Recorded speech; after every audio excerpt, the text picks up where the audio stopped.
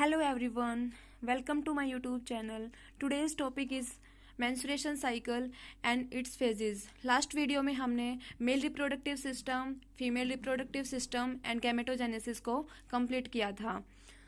Now start menstruation cycle. Menstruation cycle को हम weeping of uterus for the lost ovum भी बोल सकते हैं. Otherwise we can say funeral of unfertilised egg. Rhythmic change in reproductive organs in female primates. Rhythmic change होते हैं reproductive organs. और female primates में जो रिप्रोडक्टिव ऑर्गन्स होते हैं उसमें कुछ रिदमिक चेंज होते हैं. रिप्रोडक्टिव ऑर्गन्स आपको पता होगा, fallopian tube, uterus, vagina.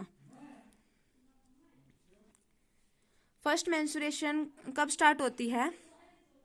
Puberty के टाइम पे होती है और उसको हम क्या बोलते हैं? मिनार्क बोलते हैं. Average interval of menstruation is 28 to 29 days तक होता है.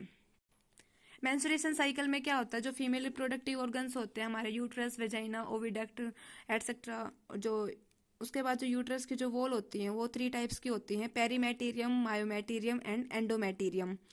जो एंडोमेटेरियम लेयर होती है वो इनर ग्लैंडुलर लेयर होती है और उसका क्या होता है? ब्रेक डाउन होता है, वो रप्चर्ड हो जाती है. रप्चर्ड होने के बाद जो ब्लड वेसल्स हैं, ब्लड है, वो वेजाइना के थ्रू क्या आता है? बाहर आता है. उसको इस साइकिल को ही हम क्या बोलते हैं? मेंस्ट्रुएशन साइकिल बोलते हैं. नेक्स्ट है, इसमें 4 फेजेस होते हैं. फर्स्ट इज मेंस्ट्रुएशनल फेज, जिसको हम ब्लीडिंग फेज भी बोलते हैं. सेकंड इज फॉलिकुलर, और जिसको हम प्रोलिफेरेटिव फेज बोलते हैं. थर्ड इज ओव्यूलेटरी फेज, जो 14 डेज पे होता है. ठीक है. और फोर्थ इज ल्यूटियल फेज, जिसको हम सिक्रेटरी फेज बोलते हैं. नेक्स्ट हम इनको 1 by 1 पढ़ेंगे. अब देखो, फर्स्ट है मेंस्ट्रुएशनल फेज, जिसको हम ब्लीडिंग फेज बोलते हैं. और इसकी जो टाइमिंग होती है, डेज कितने डेज तक होता है? 3 to 5 डेज तक. इसमें क्या होता है? जो प्रोजेस्टेरोन हार्मोन होता है जो मेंटेन करता है एंडोमेट्रियम लाइनिंग को, उसका जो लेवल होता है वो 0 हो जाता है. उसके कारण क्या होता है? Endometrium layer of uterus break down हो जाती है, रप्चर्ड हो जाते हैं ब्लड वेसल्स, और जो अनफर्टिलाइज्ड ओवम है वो बाहर आता है वेजाइना के थ्रू. उसको क्या बोलते हैं हम? मेंस्ट्रुअल और मेंसस. लैक ऑफ मेंस्ट्रुएशन को क्या बोलते हैं? प्रेगनेंसी. सेकेंड फेज है फॉलिकुलर और प्रोलिफेरेटिव फेज. लार्जेस्ट फेज है 6 to 13 डेज तक होता है. इसमें क्या होता है? जो मेंस्ट्रुएशन फेज होता है वो किसको फॉलो करता है? फॉलिकुलर फेज को. इसमें जो हाइपोथैलेमस होता है वो रिलीज करता है GnRH, गोनेडोट्रोफिन रिलीजिंग हार्मोन, और वो एक्ट करता है, स्टिमुलेट करता है किसके ऊपर? एंटीरियर पिट्यूटरी ग्लैंड्स के ऊपर, कि वो रिलीज करे 2 हार्मोन्स. कौन कौन से? LH and FSH. LH होता है ल्यूटेजाइन हार्मोन एंड FSH होता है फॉलिकुलर स्टिमुलेटिंग हार्मोन्स. ये इनकी डेफिनेशन होती हैं. और इनके फंक्शन क्या होते हैं?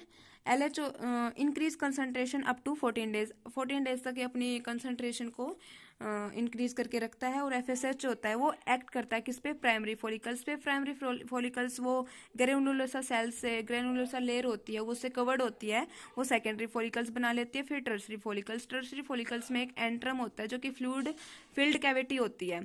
फिर वो ग्राफियन फॉलिकल्स बना लेती हैं. और इससे क्या होता है? एंडोमेटेरियम रीजनरेट्स होने स्टार्ट हो जाती है. Pituitary and ovarian hormone induce the change in ovary and uterus. जो पिट्यूटरी हार्मोन्स होते हैं, जो ओवेरियन हार्मोन होते हैं, वो कुछ चेंजेस लाते हैं किसमें? ओवरी एंड यूट्रस में.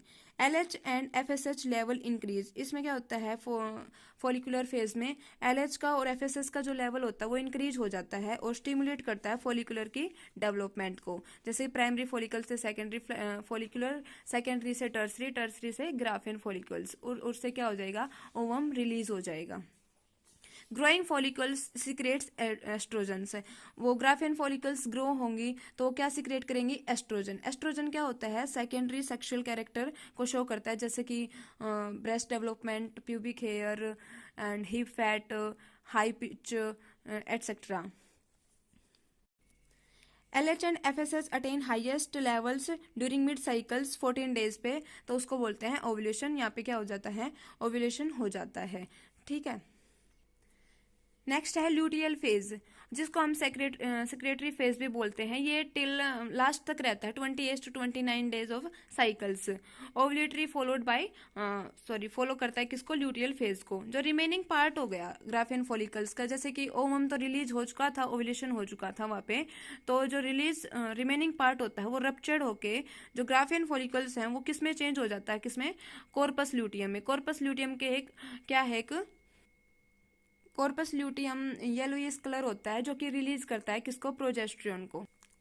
तो यहाँ पे क्या करेगा, जो कॉर्पस ल्यूटियम है वो सिक्रेट करेगा किसको, large number of progesterone, large amount of progesterone, जो कि किसके लिए रिक्वायर्ड होता है, maintenance of endometrium lining of the uterus.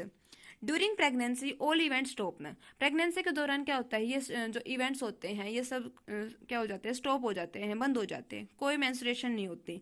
If fertilisation does not occur, यहाँ पे क्या है, फर्टिलाइजेशन अक्कर नहीं होगा तो क्या हो जाएगा, जो कॉर्पस ल्यूटियम है वो डीजनरेट हो जाएगा और टू फॉर्म कॉर्पस एल्बिकेन्स, और वो क्या बना लेगा, कॉर्पस एल्बिकेन्स, जो कि ये प्रोजेस्टेरोन को सिक्रेट नहीं करेगा। प्रोजेस्टेरोन सिक्रेट नहीं करेगा तो क्या हो जाएगा, एंडोमेट्रियम फिर से रप्चर्ड हो जाएगा, और ये साइकिल है ये ऐसे ही चलती रहेगी। लास्ट है जो ह्यूमन फीमेल्स में होता है, वो मेंस्ट्रुएशन साइकिल स्टॉप हो जाता है कब, कौन सी एज में होता है, 50 ईयर्स में, और इस फेज को हम क्या बोलते हैं, मेनोपॉज बोलते हैं। ठीक है, तो यहाँ पे हमारा टॉपिक खत्म होता है। अगर आपको वीडियो अच्छे लगे तो आप लाइक करना एंड सब्सक्राइब करना। ठीक है, थैंक यू।